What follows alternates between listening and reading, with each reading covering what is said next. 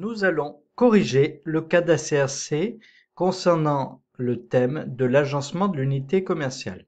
Dans cette question 2, on nous demandait, à partir des données dont on dispose en annexe, de mesurer l'attractivité et la rentabilité du sous-rayon épicerie sèche. Nous allons, dans un premier temps, regarder les données. Donc, qu'est-ce que nous avons? Nous avons le chiffre d'affaires pour le magasin, pour le rayon épicerie, pour le sous-rayon. Nous avons ensuite la marge brute pour le supermarché en entier, le rayon épicerie et le sous-rayon épicerie. Nous allons dans un premier temps calculer combien représente le rayon épicerie de part au niveau de l'hypermarché. Nous allons prendre son chiffre d'affaires divisé par le chiffre d'affaires du magasin. Nous remarquons que en objectif, la part du chiffre d'affaires de rayon épicerie représente 25%.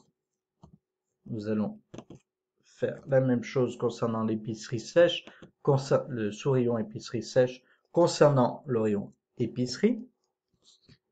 Et nous allons faire la même chose au niveau de la marge.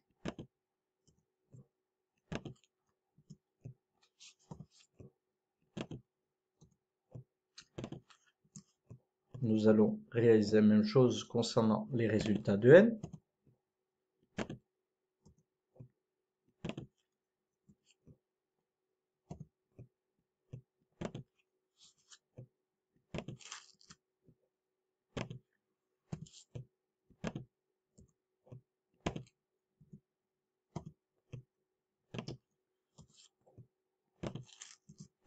Et l'année N-1.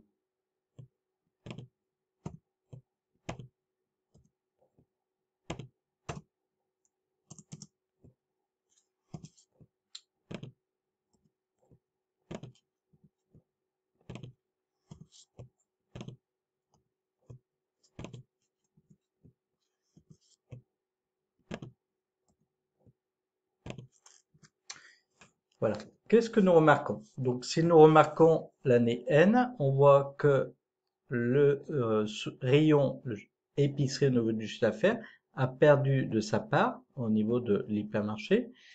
On voit que le sous-rayon, lui, par rapport au rayon épicerie, a perdu de sa part par rapport à l'hypermarché. Et on voit bien aussi qu'il y a une régression aussi de ce sous-rayon épicerie entre N-1, il représentait dans le rayon épicerie 14%, et là, il ne représente plus que 10%. Si on regarde au niveau de la marge, c'est exactement la même chose. Ce sous-rayon épicerie représentait 11% du rayon épicerie, il ne représente plus que 7%. Regardons maintenant le réalisé par rapport à l'objectif. Donc, le réalisé de N divisé par l'objectif.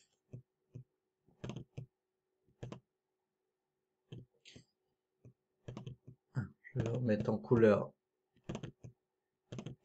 les points qui ne sont en dessous de 100. Voilà. Et on remarque encore une fois que ce sous-rayon épicerie n'atteint pas son chiffre d'affaires ni sa marge puisqu'il est en dessous de 100. Également, on voit que le rayon épicerie au niveau de la marge a des difficultés puisqu'il n'atteint pas 100. On va calculer maintenant l'évolution. Donc, je prends l'année N moins l'année N-1 divisé par l'année N-1.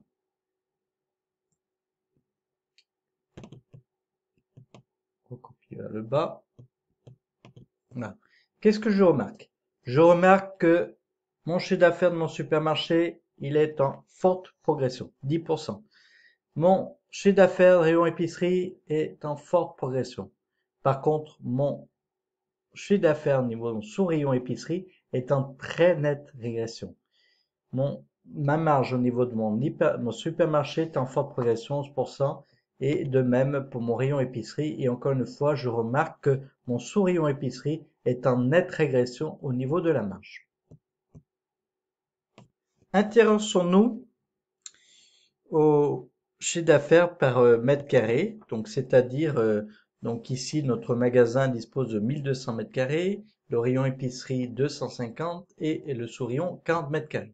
Donc, concernant l'année N, si je prends le résultat du chiffre d'affaires divisé par le mètre carré de mon magasin, je vais obtenir 17 966, c'est-à-dire que 1 mètre carré me rapporte en chiffre d'affaires 17 966. Je vais faire la même chose concernant le rayon épicerie et je vais faire la même chose concernant mon sous-rayon épicerie. Qu'est-ce qu'on remarque? On remarque qu'au niveau du chiffre d'affaires, le rayon épicerie apporte davantage de chiffre d'affaires par mètre carré et que mon sous-rayon épicerie est très très faible au niveau du mètre carré. Intéressons-nous maintenant à la marge.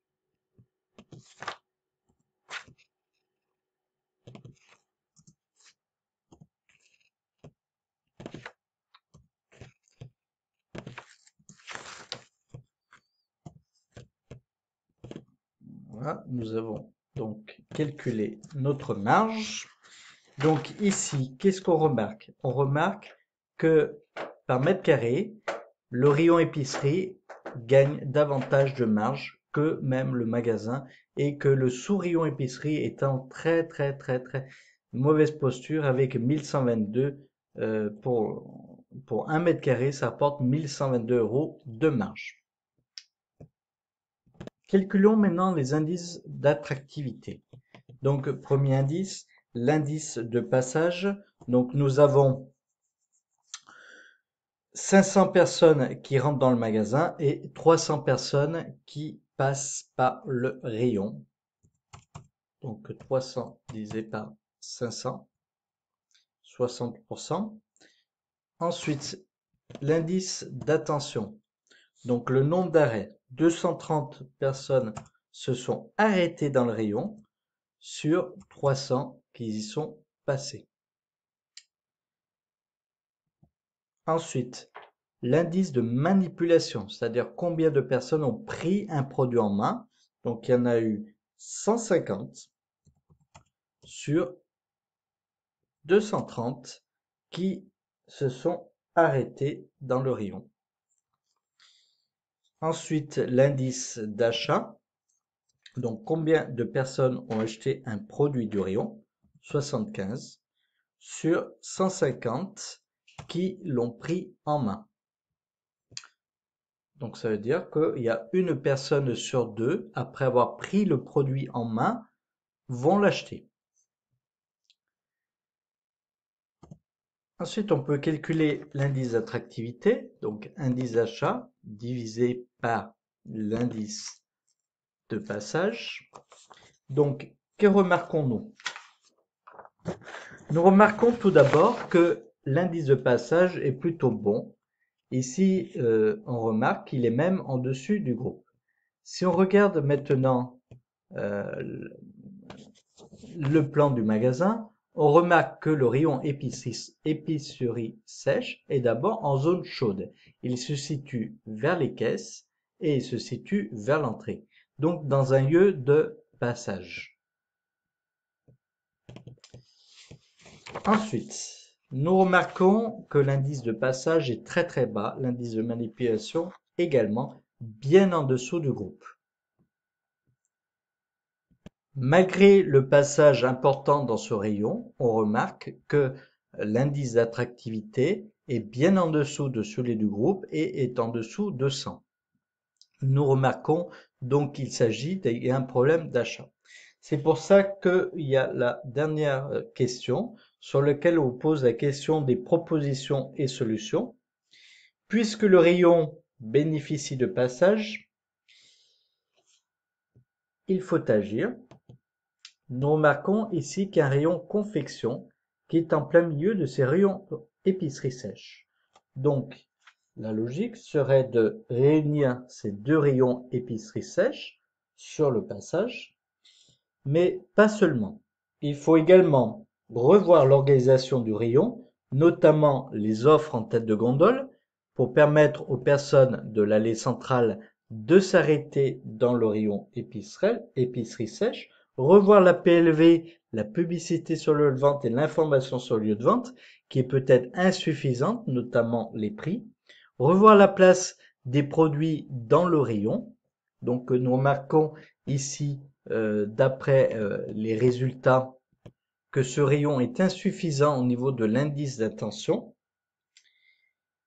Également, il serait intéressant de faire une enquête auprès de nos concurrents pour savoir les prix, la gamme de produits et comparer et voir, essayer de comprendre s'il n'y a pas des difficultés au niveau de l'assortiment et des prix.